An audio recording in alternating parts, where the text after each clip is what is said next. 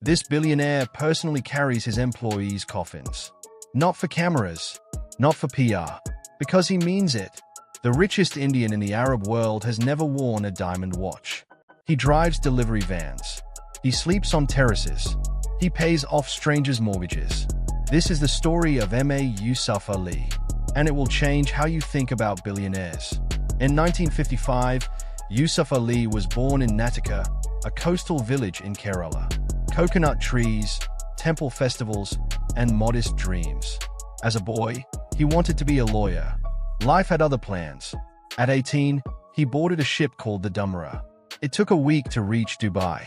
He arrived on December 31st, 1973, the last day of a year that would define the next 5 decades of his life.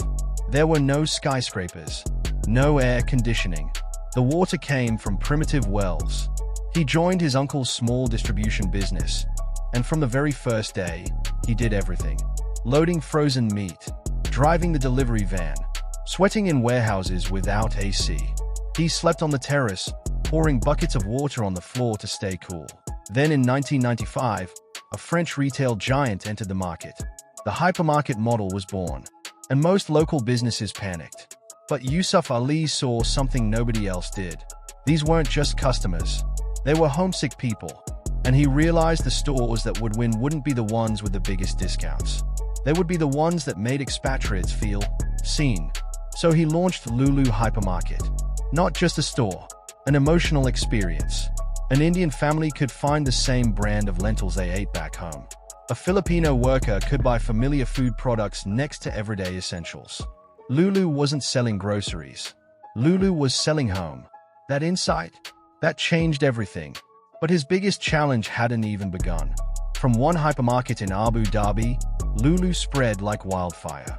Dubai, Kuwait, Bahrain, Oman, Qatar, Saudi Arabia. Each new store wasn't just a business expansion. It was a homecoming for someone who hadn't felt at home in years. Today, LuLu operates in 22 countries, 266 stores, 75,000 employees from 46 nationalities. Annual revenue, $8 billion. Yusuff Ali's net worth is estimated at $5.6 billion. He owns the Waldorf Astoria in Scotland, the Great Scotland Yard Hotel in London, the former headquarters of the Metropolitan Police, a private jet, mansions. But here's where the story gets interesting. In 2020, a member of Abu Dhabi's royal family bought a 20% stake in LuLu for $1 billion. And in 2024, Yusuff Ali did what nobody expected. He took LuLu Retail public on the Abu Dhabi Securities Exchange. The IPO raised $1.72 billion, the largest in UAE history. Within 1 hour, the IPO was oversubscribed 25 times. Investors demanded $37 billion in shares for a company that started with a boy driving delivery vans. But the biggest surprise, the one nobody saw coming, came years later. And it had nothing to do with money.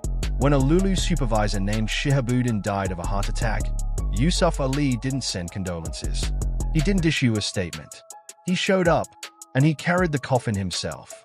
A billionaire, carrying the coffin of his employee. Not for cameras, because he meant it. Yusuff Ali gifted him a Rodo watch worth 2 rupees lakh.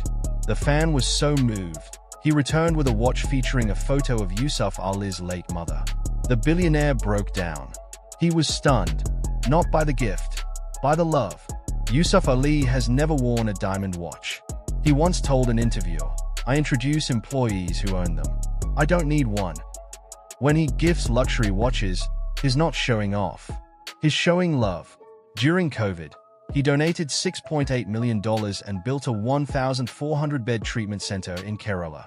Not for publicity, because he believes a businessman should be a social leader, philanthropist, and teacher. This is the man who says his success wasn't about talent or qualifications. It was about seizing opportunities when a higher power presented them. From a village in Kerala to the Waldorf Astoria. From driving delivery vans to owning an $8 billion empire. But the numbers are not the story. The story is this: you can build an empire and still carry a coffin. You can be a billionaire and still be loved. You can succeed not by being ruthless, but by being kind. Yusuff Ali didn't just build a retail empire. He built a home for millions of expatriates. And in doing so, he proved that the most powerful business strategy in the world is empathy. A businessman should be a social leader, philanthropist, and teacher. That's not just his philosophy, that's his legacy. If you enjoyed this story, subscribe, because we're sharing stories of people who broke every expectation and built something extraordinary. And if you want to know the one business lesson Yusuff Ali has changed everything, subscribe. We'll tell you in the comments.